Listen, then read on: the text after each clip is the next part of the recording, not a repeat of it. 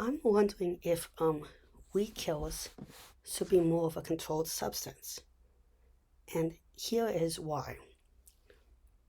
For a lot of people, garden, for most people, unless you're doing legit agriculture or really doing stuff like that, a garden is kind of a luxury that's meant for your aesthetic nature.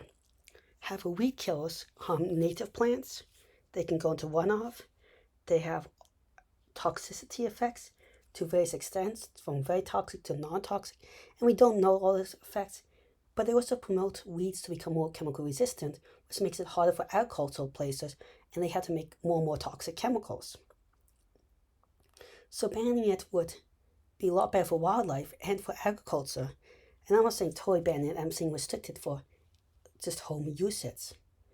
Another thing that would really make this whole system better is that it would reduce spending that could go elsewhere, because if everyone has yards that are not as kept up in the same way with chemicals, then the expectation will be different. Some people will spend more on maybe money elsewhere instead of just appearances that are more useful. That's more of a rough argument there. It'll be a lot better for bees and pollinators, which are in decline. It would also weaken large agricultural businesses that have tightened grips and have a huge lobbying industry. And we would also have focus more on native plants. They need to weed less, or plants that need to weed less, which are often better for the environment. And native plants oftentimes use less water, less fertilizer, less time consuming. Or you can have moss gardens, stuff that you don't weed as much but have better properties. Or you might see you use less herbicides, then you start growing more, then you start seeing it as your grass is already messed up. You say, I'm going to instead try to grow something else because I don't want a nice lawn. Maybe my lawn looks ugly, so I'm going to grow more plants that are actually good plants, like for food. It's just some ideas to think about with it. And yes, I know the side that pretty lawns, blah, blah.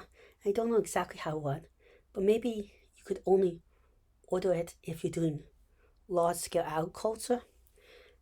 Now, you could say that you can kill non-native plants with herbicides. Yes, that's true, but oftentimes those plants are actually more resistant, and you kill a lot of native stuff too. Now, same thing is, what about insecticides? Should insecticides be more tightly controlled? Well, insecticides are more likely to be used by more agricultural people in the first place. So you have that problem with the control. So insecticides, I don't see as much.